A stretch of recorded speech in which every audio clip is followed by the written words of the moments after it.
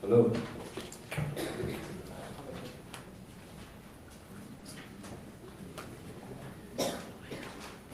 There are two things that I feel are important to prove in this debate. For us to prove that Wakanda doesn't have a moral obligation to do any kind of intervention for the rest of the world, right? Especially or intervention that is contingent upon revealing itself at least, right? Now, the first thing is that I need to prove why a nation only has a primary reason to protect, or rather a primary onus, to protect itself and not anyone.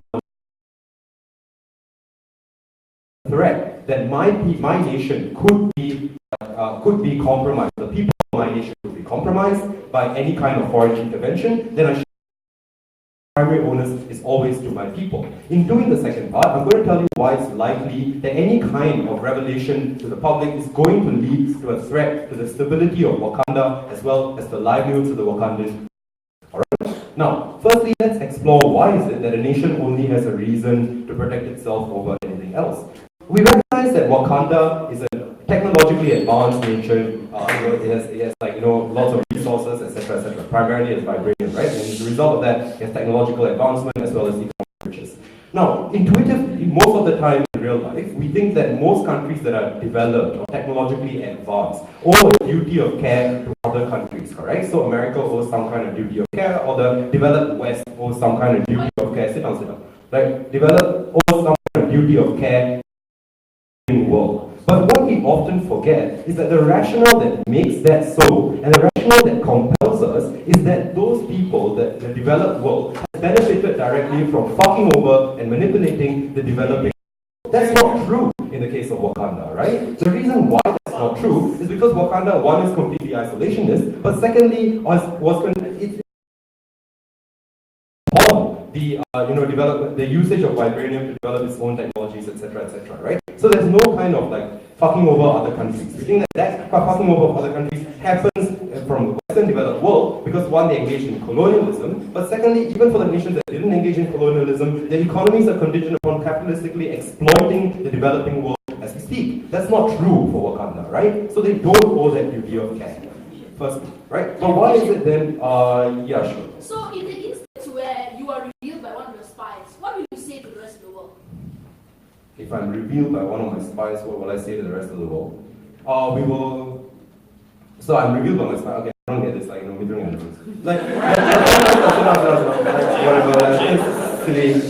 Okay, more importantly, right? Why is it that we have an onus that is above our own? So why is it that we have an onus, a special duty of care to our citizens above other people, right? This is quite simple. The reason why we do this is because there is some degree of contract between the people of our nation and us, right? Now, I know this is often repeated, but it's true. That means that I have to adhere to the specific rules of my country and the regulations of that nation if I want to be caught in, if I want to reap the benefits of belonging to that nation. I.e., if you belong to Singapore, you have to be okay with the idea that you'll be hung for smoking weed, right? That means that even though there are a ton of benefits that come from that and that accrue from that, you have to you have to be okay with these ideas. What ideas are there that Wakanda espouses? For example, you have to be okay with submitting yourself to a hierarchical monarchy, right? For example. That also means that you have to keep yourself within the boundaries of Wakanda, even though you as a Wakandan are the most technologically advanced people in the world. These are all contracts that the Wakandan people have fulfilled repeatedly, right? The reason now, if then, that means that I have a special duty of care to them. You may also say that, wait a minute, that may not theoretically be true because it's by birth lottery that people are born outside of the boundaries of your nation and that Wakandans are built into the boundary of your nation, right? That is true also for childbirth, for example, right? Or for having kids.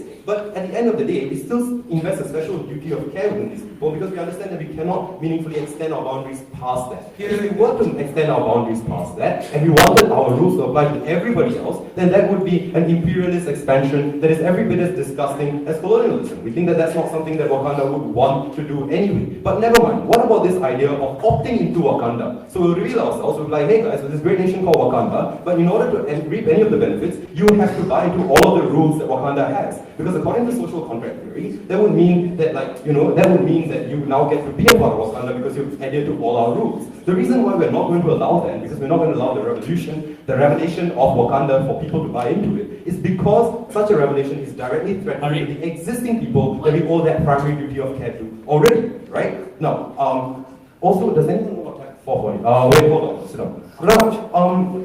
Why is it then a threat to Wakandan people, right? I think that it's a threat to Wakandan people because you have to understand that Wakanda's riches are not based, for example, like America's riches are. They're based on every other nation has done in history, which is try and appropriate those resources for themselves, right? You can't tell that you being a technologically advanced nation is enough of a deterrent for them to try and get those resources. Even if they can't launch a bloody standing army into your Wakanda, sit down, right? What they do instead is that they are more likely to try and engage in political machination, like they did in Latin America in the 1960s, for example, to try and topple your regime. And you know that the stability of Wakanda is based primarily upon you having like a stable monarchical regime, right? So they're trying to topple that first, because that means that a lower and unstable nation is easier to control because you still have very powerful countries that exist outside the Marvel universe as well. For example, America, which has a backing of CIA and SHIELD, which always want to get their sticky little white fingers into like any other country that they can, right? We think that that is going to happen anyway, and that is a threat that we cannot afford, right? But secondly, we also don't want Wakanda to get involved in global affairs because we don't want the people of Wakanda to suddenly feel invested in global affairs, because the reason we don't want that is because then there is a greater sense of political tension that arises as a result of that as well. The reason why this political tension is a bad thing is because it destroys the stability that allows for the majority of Wakandans to have a stable life under a monarchy, right? We think that if there is any kind of disruption to that should only come from the duty of care towards Wakandans themselves, and not because there was a duty of care imposed outside of Wakanda, which is what we're now be fucking over its existing moral obligation if it decides to reveal itself to the world.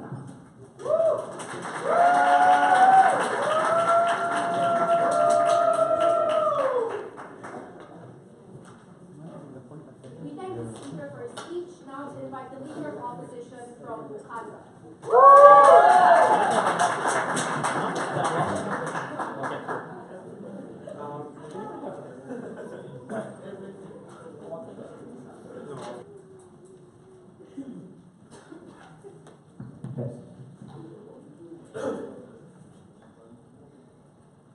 I'm going to talk about duty of care and exactly how it's changed in the context of the Marvel universe when you talk about global threats.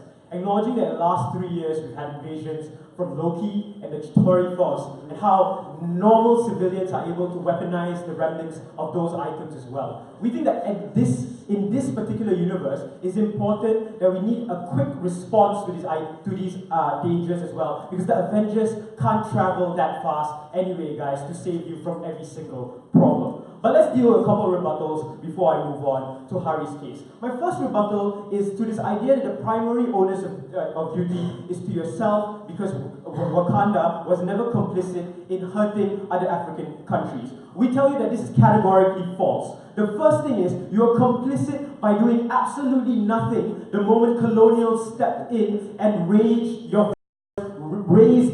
and got all the natural resources, leaving you in the turmoil that you are in now. What is worse and compounded in the instance of Wakanda is you use the existence and the plight of these other African nations as a false image to everyone else in order to hide your existence. So you benefited from their turmoil, you benefited from their pain. You paint yourselves out as poor textile farmers and fishermen just to hide your riches, and we think that you are complicit in harming and benefiting from those instances as well. Secondly, let's deal with this idea that there's definitely going to be imperialistic tendencies. I'm going to tell you that later on in our proposal why these imperialistic tendencies won't exist, but also we have to acknowledge that any intervention will come from Wakanda as a measure of peace. Because we don't posit to you that it's even even inherent in the people of Wakanda themselves. Because when they discovered they had vibranium, what was their reaction? Their reaction wasn't to invade other African nations, to spread Wakanda. It was, it was to hide themselves, to maintain, isolate, to make sure that the technology was used for the greater good anyway. So we think it's inherent in their value not to spread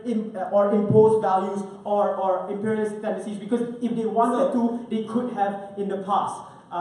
But the third response is whether people can appropriate these resources. Look, but that's not an argument in this debate, because that resources traded can be appropriated anyway. What happens what the question has to be right now is what is in the best interest of Wakanda and the moral obligation it has. Does it stand idly by and risk the definite harms of invading forces and whatnot that we know are coming, or do we help out and advance things like military technology or healthcare technology? All these things are definite benefits that happen, and that's comparative to the indefinite things that you posit, things that people misappropriating these resources. So on the comparative, knowing that there's a definite good that Wakanda can provide, there's definitely the line of argumentation that we would rather take in this debate. But moving on to substantive. How should we adjudicate this debate, ladies and gentlemen? There are two metrics. First is whether or not it's better for the Marvel universe, the universe in Marvel as a whole, and whether or not it's best in the best interest of Wakanda to remain insular. Our prop will work on 6 levels, right? Firstly, we'll reveal ourselves. Second, we'll trade vibranium. Thirdly, we'll do technology sharing and sharing of experts. Fourth, we'll even take in refugees from war-torn countries. Fifth, in order to facilitate things like trade, we will engage bodies like the UN who actually has an interest in these issues. For example, acknowledging things like the Sokovia Accords. Sixth, in local affairs in Africa, we will step in and intervene, especially because we acknowledge that we are responsible for the turmoil they are in, for being complicit, and in a position of leverage when we're negotiating. Because essentially we can trade with, for example, America vibranium, and we can add a point to say that, look, in order for any engagement to happen, you have to treat African Americans better, or you have to fight, or you have to have equal policies for all your individuals, because essentially that's what's in the interest of Wakanda, right? But does that mean we'll misuse? Does it mean we'll appropriate and spread imperialistic tendencies? No. Even though we will compromise our vibranium, we will not compromise our moral principles. Take a seat. The first argument I want to make is how the context has changed from when you discovered the vibranium to what happens to why we have to share it right now. In the past, this belief is archaic, essentially because when the 5 tribes got together, their attitude was influenced by the white colonials and fear, ladies and gentlemen. But the world has changed since then. And we have to acknowledge, in real life, the principle of security extends to protect not only your people, but also when there are global threats to security, everyone has to step in as well. That's why there's a global concerted effort against ideals like ISIS, for example, and everyone is expected to chip in. So acknowledging the circumstances in this universe right now, with the Chitauri, with Talos coming, that's exactly when Wakanda has to accept the mantle of global security is also their responsibility, and it's no longer confined to the borders of Wakanda, especially when it affects people of your ethnicity too, in places like New York, in places like London. You can't stand idly by and let people get hurt. Imagine if Shuri could work with Tony Stark. Imagine advancements in healthcare and all these ideas. These are definite goods that can happen in our world. Closing. Well, very obviously your resources are going to be finite. That begs 2 questions. Firstly, how much of your resources are you willing to give? And secondly, will it be able to cover for all of the inequalities in the world? Look, that doesn't matter. We can control that. We have like statistics or whatnot. That's so mechanistic. Deal with principle, guys. Yeah. But let's move on, right? Let's move on. Because I've dealt with essentially why are we complicit and why is it in our duty of care. Essentially, we acknowledge that because these individuals share common heritage with us as well, we have to show a strong fund of solidarity. That's why, for example, in the real world, essentially is when Jews are being oppressed in Europe, Israelis take a stand as well. That's why Muslims are being oppressed, Muslims step in as well to show that they're a united front. The same principle applies in Wakanda. Lastly, I want to talk about why isolation is bad for Wakanda. Essentially what happens right now, especially especially if the knowledge is out that, vibranium exists and you're hiding yourselves. Like, for example, Claw revealed, what happened is people treat you like the enemy. People treat you like the other and have reasons to fear you or have reasons to not trust you. We think that that's not in the best interest of Wakanda, especially acknowledging that people can easily draw the link as, to paint that Africans never wanted to help us in a position where we can as well. They paint you as the enemy. They paint you as someone who's apathetic and who doesn't care about the world. Wakanda forever. We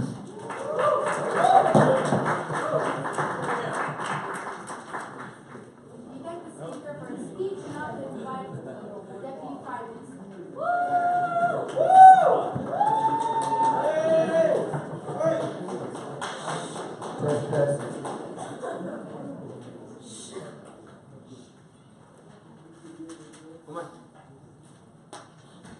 So the question of the debate is, what would a Wokekanda do? Not this shitty Wokekanda, the real actually, if they got smarter and became Wokekanda, what would they actually do, right?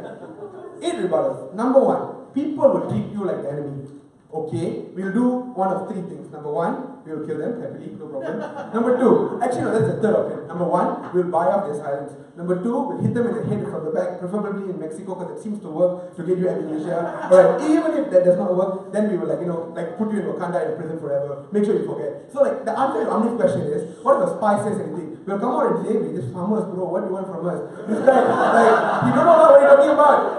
Okay, maybe, we'll come in shaggy clothes, we'll bring a goat, we can do all those things, we'll start the idea and make it seem like a conspiracy theory. That's not a problem. Secondly, you have to care about Jews. Okay, and the only argumentation for that is because other Africans are suffering. So maybe number 1, all life started in Africa, so everyone should care about the Africans. Okay, you don't buy that, right? Let's buy the second thing. No, the reason why is because they want to do it. The question of the debate that you didn't prove is, does Wakanda want to do this? They don't want to do this, hence they don't have to do this, right? But thirdly, they said that there is some similarity in ethnic lines. We said it's arbitrary at best, right?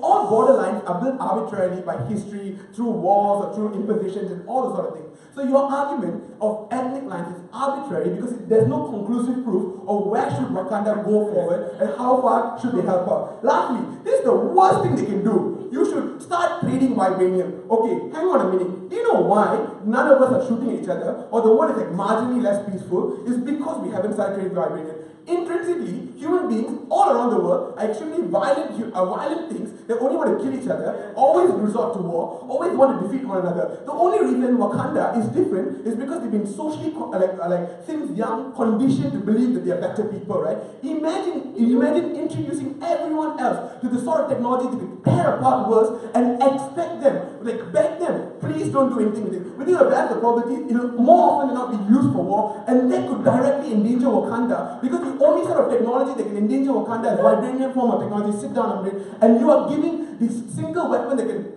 that protects you to the enemy so they can potentially harm you. We think it's a most horrible thing, and this big burden that is taken across the offense here, then they have to prove to me why they cannot, or the technology they give out will be significantly less. Sit down. Next, they said they will start taking in refugees. This is problematic, right? Because number 1, internally, many of the people within Wakanda don't want to do this. The border tribe made it very clear that they don't want to take in refugees. Why is this problematic? Because when you start taking in refugees, that's when you have internal conflict within Wakanda.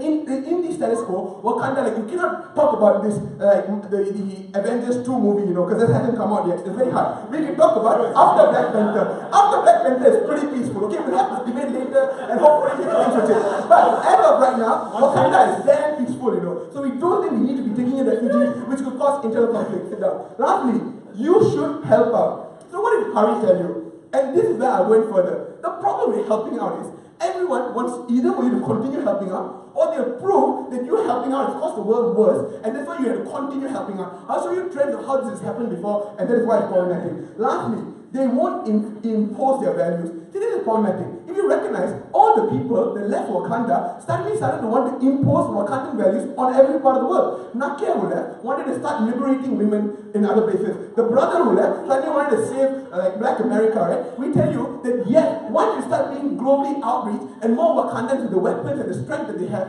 when they go and see other parts of the world not being similar to them, that is when they have an incentive to impose values, and trends show that this is to be true compared to the opposite. Sit down. Lastly, they said you're complicit. This is the only reason that they say you're complicit. Because you said you're part of Africa, all of Africa is colonized, they say you're colonized.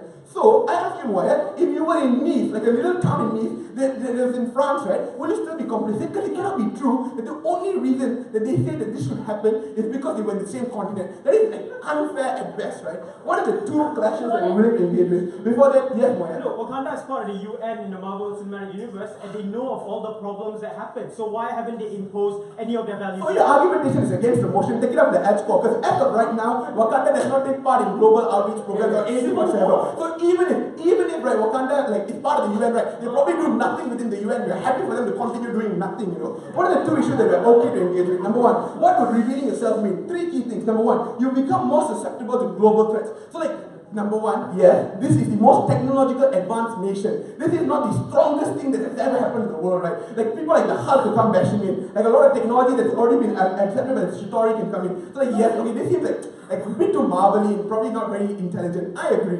But like, you know, they were giving it to me and I'm very happy to use it, right? So there are a lot of technology elsewhere around the world that could be used to impose Wakanda and to subjugate Wakanda. We think the possibility of that happening is good enough of a reason for you not to have a moral obligation. If there is a chance, this means it, there is a chance that you could be threatened through actions that you don't have a responsibility to do, you are very well within your right not to do that. But secondly, the politics on a grand scheme, right? This is what is most likely going to happen. Wakanda are going to start doing things. Then there's some guy somewhere because he's an asshole, makes it into a weapon and kills people. Then the global world will be like, Wakanda, this is your fault. This is why this all happened because of you. Then they start saying you need to start doing more things. You need to help out better. And they continue blaming Wakanda and continue seeding Wakanda to continue giving up more aid, right? This becomes, like Wakanda basically becomes the world's bitch. And why is that more likely to happen? Very unfortunately, because they will feel guilt. Internally, people on the ground will start saying, yes, you're right, we did cause this harm, we did start the trend. And if we are responsible for the death that has been caused because of Vibranium, we need to help people out. The sort of threat that happens when opening up Wakanda, and when internal people start doubting if what they've been doing is right or wrong, causes internal conflict that could threaten the politics of Wakanda, we think that it's far preferable not to do. But lastly,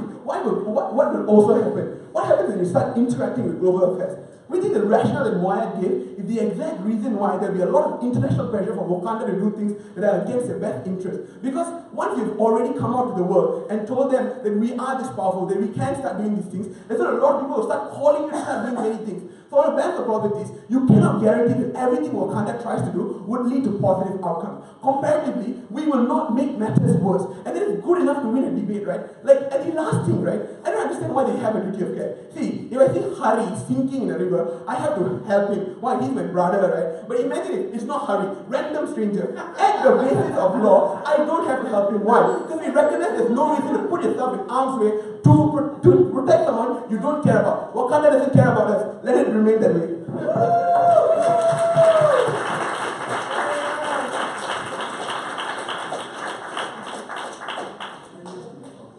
We thank the speaker for his speech. Now to invite the Deputy Leader of Opposition.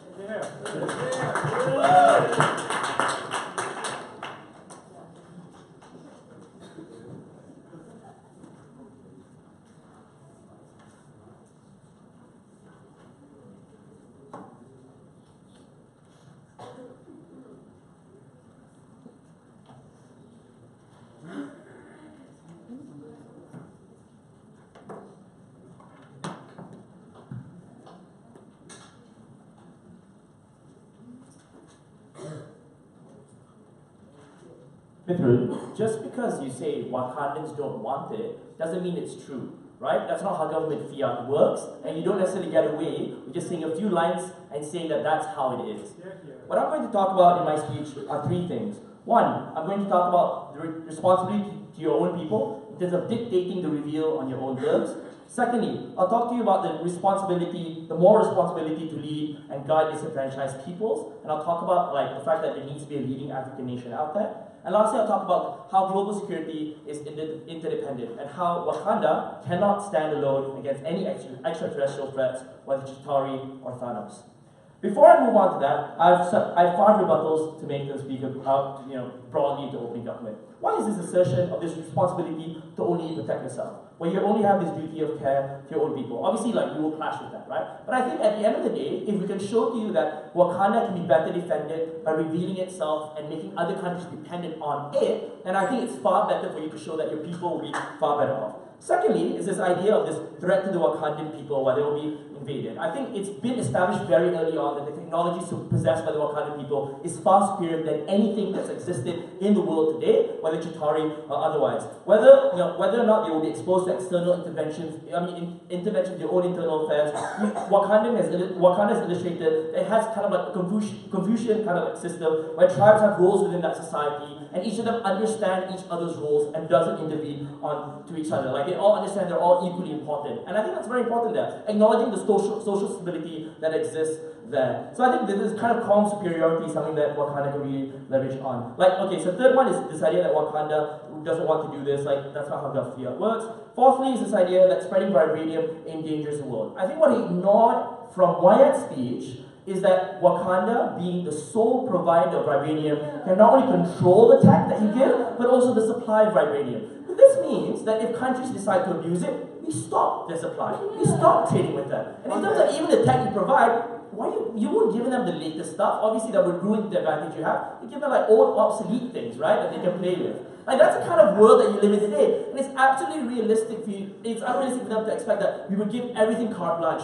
No limitations, no protections for ourselves whatsoever. Just because we say we're going to intervene doesn't mean we're going to let ourselves be vulnerable. Fifthly is this idea of complicity. And he says, it's not complicit if you see someone else like being destroyed. I think you are. I think so long as you have the capacity to act, right? And you refuse to save someone. If someone is like choking and you refuse to perform the Heimlich maneuver on them, I think you are complicit in that person's death, right?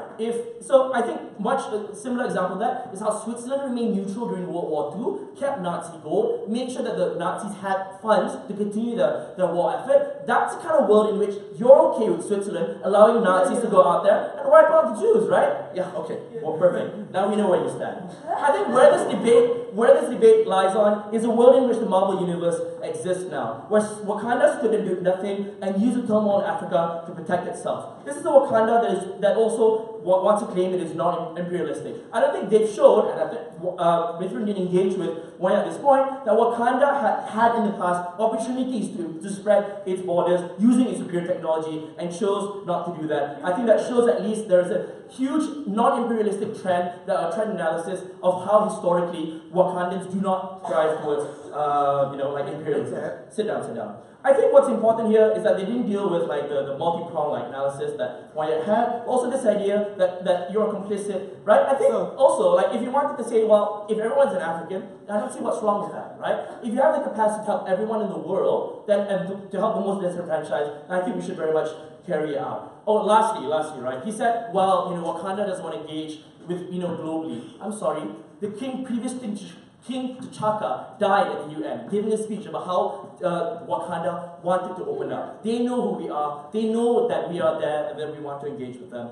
So let's move on to this first idea that I have, the responsibility to your own people. I think what's important, is to acknowledge that in the world today, it's very hard for you to hide yourself, right? And I think, it's whether through technology or even through your own people, your spies operating like outside, right? And I think it's important to know that I think at some point revealing yourself is inevitable, whether it's your own choice or not. And I think what's important here is that so long as you do it on your own terms, you show a willingness to engage with the world, which is different from people discovering you accidentally, which encourages paranoia and rumors and stereotypes about what your people really are. Which is what happened to Japan in the 14th and 15th century, because they were so insular, people had all kinds of things and bad things to say about Japan, right? So obviously, responsibility to your own people is to make sure that no matter how they're revealed, their international position is maintained. Secondly, is the idea that Okay, so next time you tell me that Wakanda's technology is far beyond anyone's imagination, but they still will be revealed, which is their only goal not to do. Wait, sorry, again? Like Wakanda, the only thing they don't want to happen is not be revealed, right? And they have all the technology in the world, but they cannot guarantee they won't be revealed. How come? I come on, it's just a minor thing. Like I think like even if it's on an off chance, I think we should still dictate on our own terms and show that we are willing to engage. Like obviously we win a large amount of goodwill compared to like none. Like that's a huge benefit. Secondly, is this idea of responsibility to lead. I think status quo. There are no leading African nations out there. South Africa is corrupt. Egypt has a military dictatorship. Right now, that very example allows other nations, especially those with African diaspora, to perpetuate the stereotype that Africans cannot rule themselves, that Africans are inherently inferior and they cannot run a government. And that's problematic because it allows this systemic and widespread structural discrimination to continue, right? And I think what's important is revealing ourselves and showing that an African nation or an alternative way for an African nation to run themselves, albeit through magical combat, shows that at least Africans can run themselves. And I think it's very important to dispel that very notion, right? Also, it would also allow like Africa to come in and step into a multipolar world where it's not just US against China and Russia, but allows us to show like at least there's a third way for other countries, dispossessed countries, to rally to our cause. Lastly, is this idea that global security is interdependent. We would argue, we would posit that countries can't stand alone. That's why you have groups like NATO, that's why you have groups like the United Nations with collective defense. And even more so after the Tory invasion of New York and other places, right? With the invasion of Loki and clues about Thanos, I think it's important to note that Wakanda cannot stand alone against any extraterrestrial threat. So even if we were to accept opening government at their best, the responsibility to your own people is to make sure that they are able to be defended.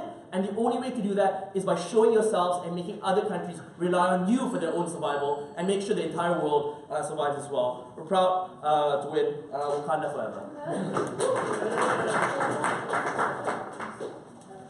We thank the speaker for his speech. Now to invite the member of government from Mara, Quirrell and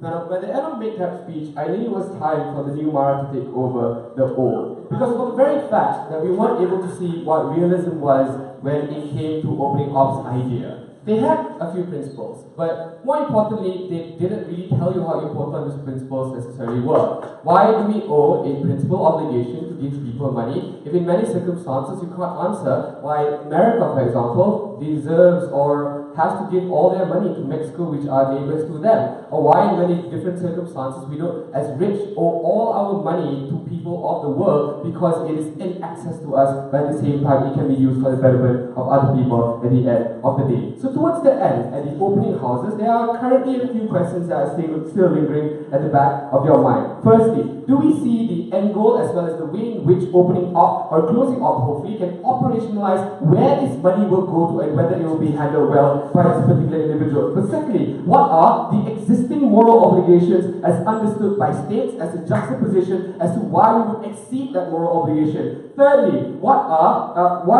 helping other people is an absolute good, or why the rich in many circumstances must do it, or you must take in all refugees at the end of the day? Because a very important characterization of the debate, as well as asked in a POI by my bench, was the idea that resources will be finite in this particular point. When resources are finite, you will have to ensure two things. Number one, you will be able to take care of everyone in a particular scenario. But even if you say some money is given to these individuals, while you're okay with picking some people being less fortunate than the rest, but at the same time assuming that it is a moral good in which you can arbitrarily set that African Americans deserve much more at the point in which you want to give it to them. You might say that these people share the same identity, but you never prove to this particular point as to why Africans are individuals who owe an obligation to the rest of the continent, for example, and they have to pay that particular price. No, thank you. So what is, as clarification as well as extension, the nation's limit on a moral obligation in status quo as well as the usual understanding? The first is to understand that obligation is normally put on a direct and utmost top priority to the people of your own nation. But secondly, that means that you make sure all the resources are spent on what the interests of the individuals are, yes, but secondly, and this is important, to put the livelihood of those people in danger is to endanger the moral obligation that you have upon them later on in my extension. And I'll tell you why exactly. If you reveal yourself either as a superpower, number one, you will arbitrarily have to take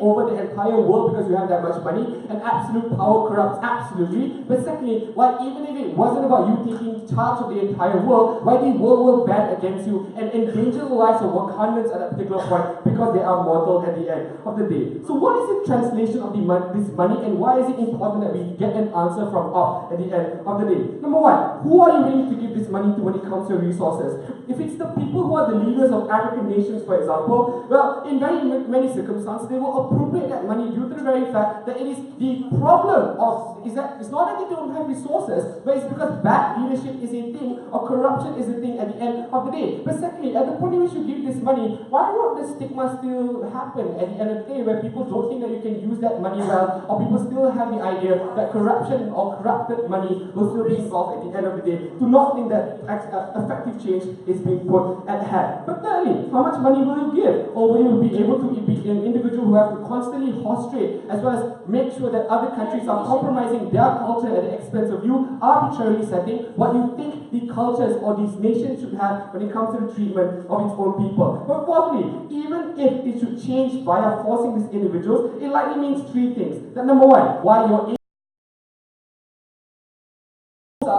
OSA, right, likely means that particular circumstance, every other nation doesn't think that you're the same, or they will have to bow down to you at the point in which you're giving them money. But even if they're banding against you, why do we think this is necessarily a harm? Absolute power likely corrupts absolutely. When you have the whites in this particular scenario, why isn't this ability to stop injustices, even those occurring in front of you, why shouldn't you step in? Because in many circumstances we understand that if it wasn't my problem, then it shouldn't be your problem in many circumstances. Yes, someone's choking in front of you, but in many circumstances we don't say that you have an obligation to every other country out there who's suffering poverty because you have to pay for the likelihood that any other individual plundered those people at the end of the day.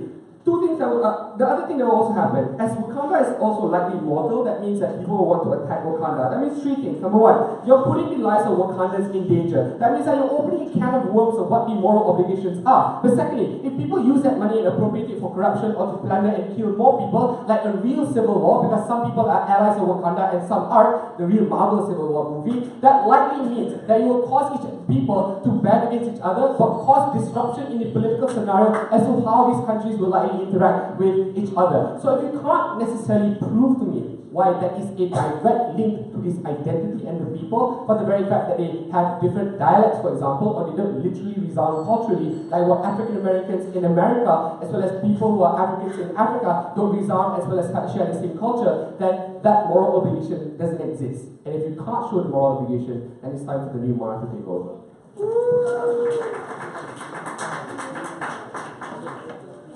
We thank the speaker.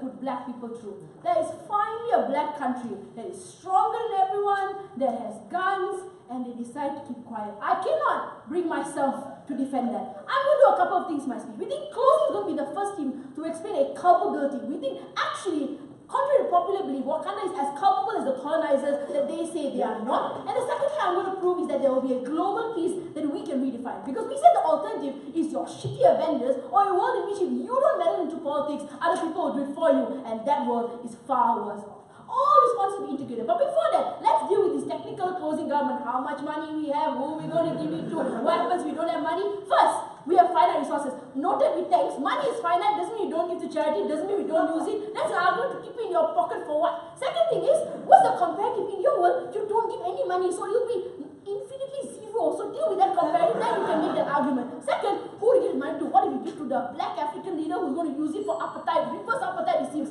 Like, we can give you the weapons. If you use it for wrong reasons, we will shoot you. I don't know why it's very hard. We have vibranium. We will decide who does it and who doesn't. What's the comparative? In a world in which you don't do this, and there are splinters, you can't deny in a world in which Wakandans are split, when there are war dogs, there are constantly splintering. Nakia decides she wants to intervene everywhere for women spread one big harm in the opening government, you can't decide that in that world, vibranium won't go to the wrong hands by people who want to splinter against Wakanda. So in your world, you end up in the hands of warlords because you can't control that more than the people who splinter against you. So yeah, that's closing government out of this debate. Right, moral culpability. Opening government's premise in this debate was sovereignty is your only responsibility in this world. But then they contradicted themselves. They say, hang on, borders are arbitrary and borders are a reason for why the opening opposition can't justify moral culpability. If they can't justify theirs with borders, neither can you, because sovereignty is literally premised upon borders. But we say it's not borders. Here's the reason why they're culpable. First, we think they are actually complicit in colonial history.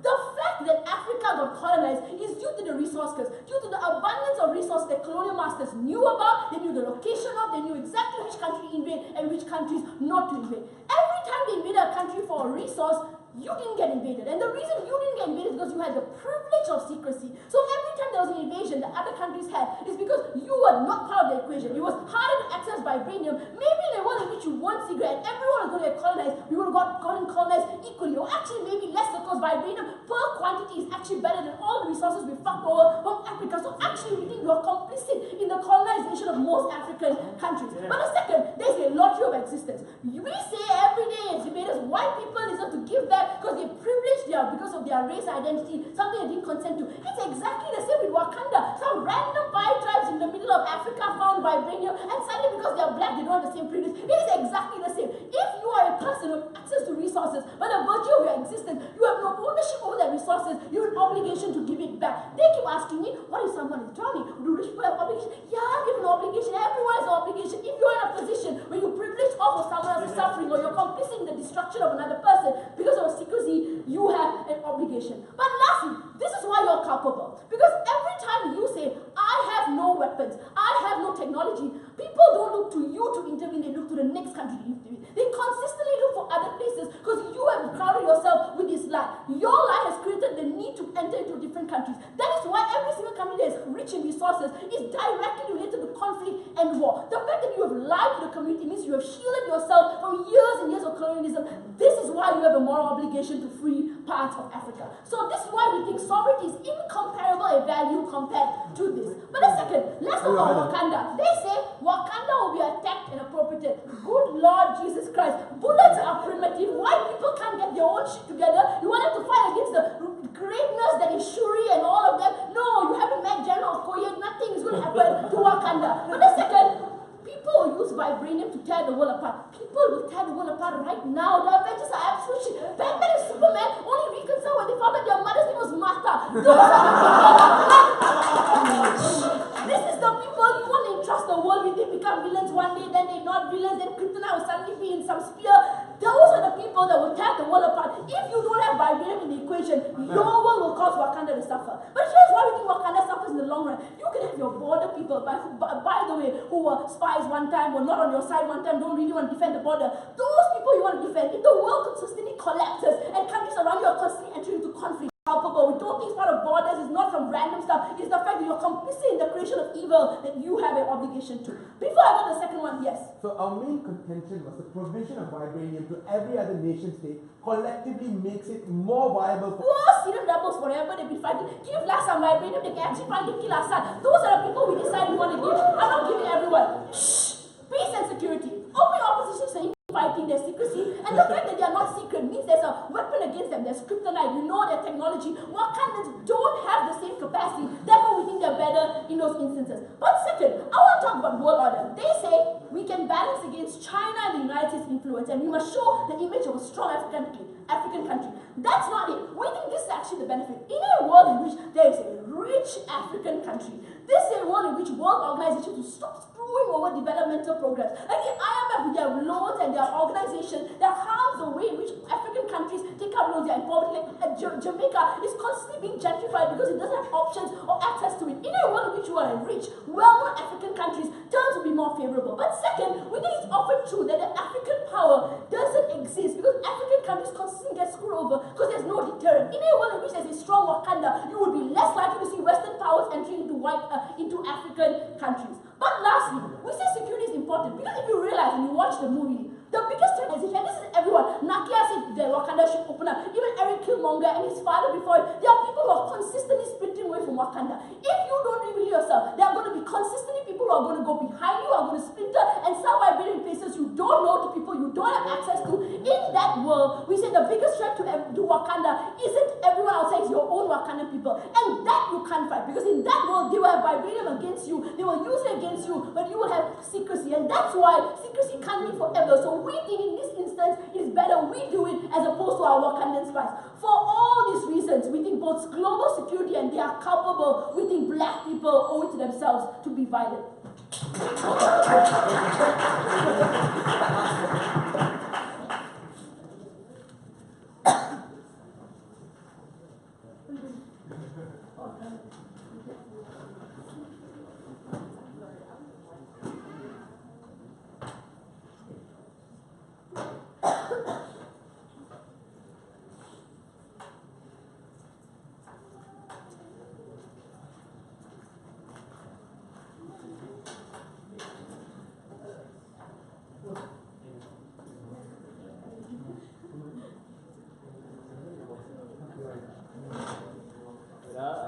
Feliz da África.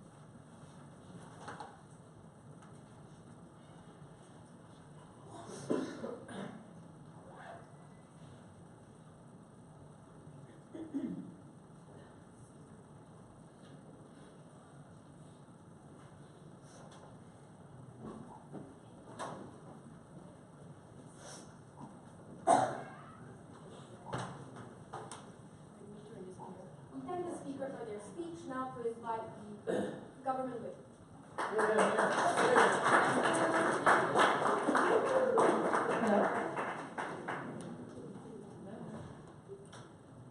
I think the wonderful part about Marvel is, although it is quite fascinating that even though this debate happens in a Marvel universe, we still think that the realistic expectations of very realistic reactions of other nations when it comes to Wakandans actually revealing themselves in the global scene, right? But before going on to key rebuttals, let's see what Mukris told you today. Is that number one, I think Mukris did a great job at telling you exactly why this whole idea of moral obligation towards people of a similar identity to you is very, very vague, right? Because the idea that I think both sides of opposition never really told you as to who exactly are we giving this particular money to, because it's based on the movie, it's about helping your black people around the world, right? And we think this arbitrary control of power in itself can be something that is very scary, and we can also expect a kind of reaction from other nations per se, right? Because the idea of identity in itself is very different, right? The diaspora of mixed races per se, how you cannot just use certain elements of identity for you to suddenly claim that you have some kind of moral obligation towards each other. Like, I cannot just say that just because Michael B. Jordan likes anime and I like anime, therefore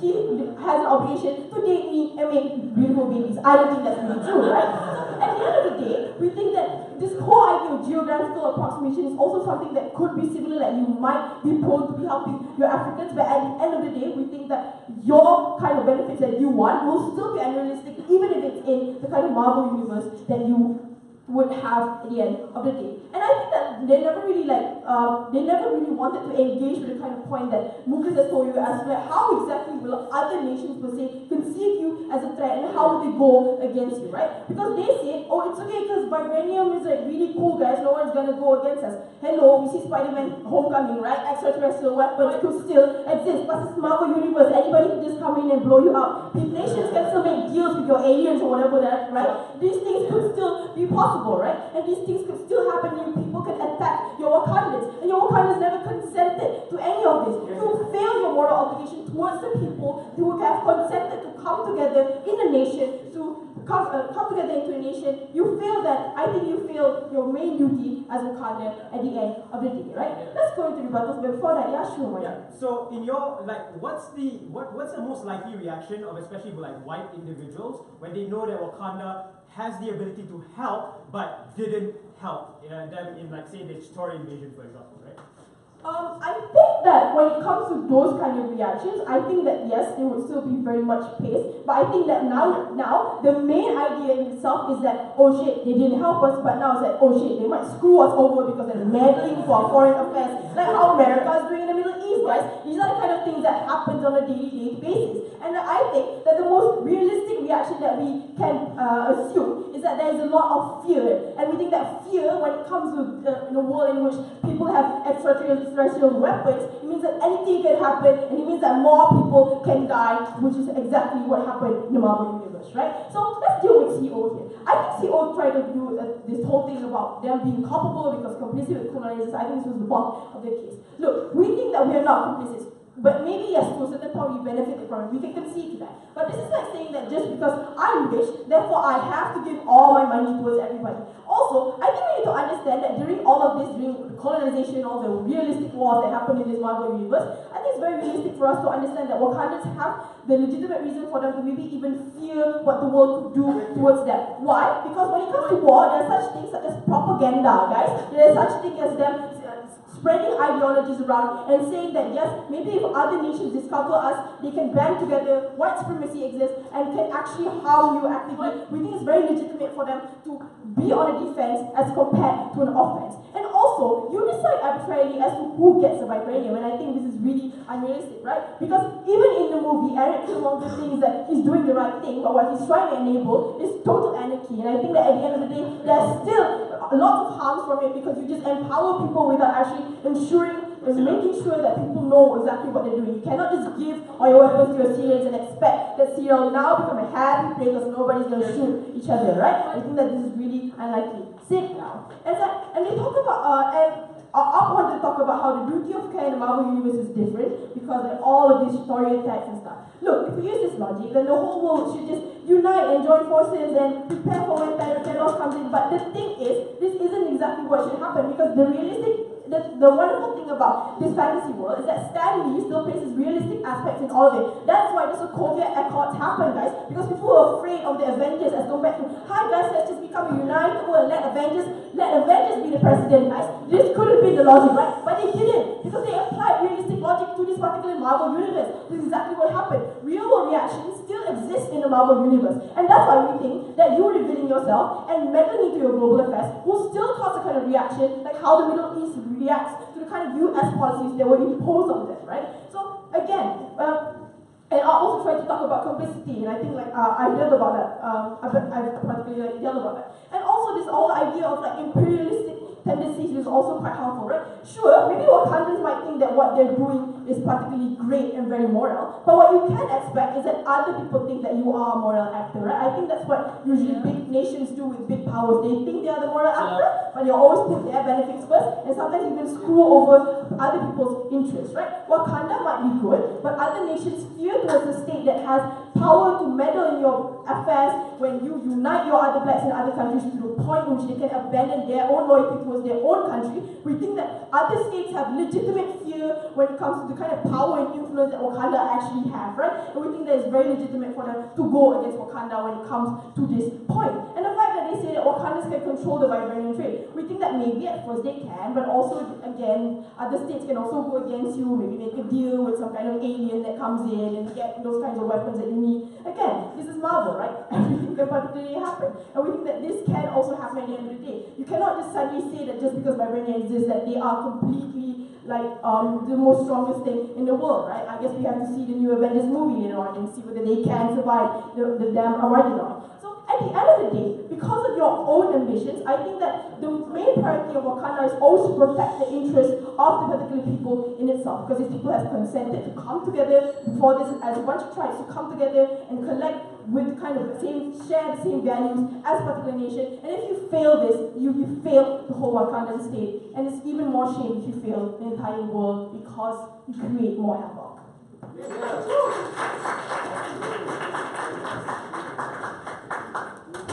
thank the speaker for her speech. Now to close the opposition debate, we invite Caleb.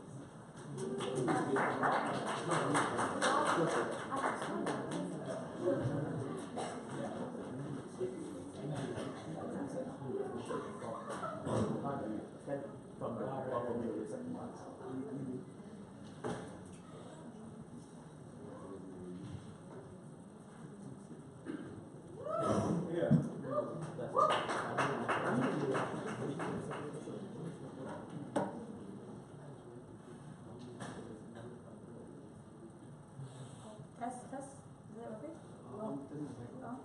Test. The blood of the world is on Wakandan hands.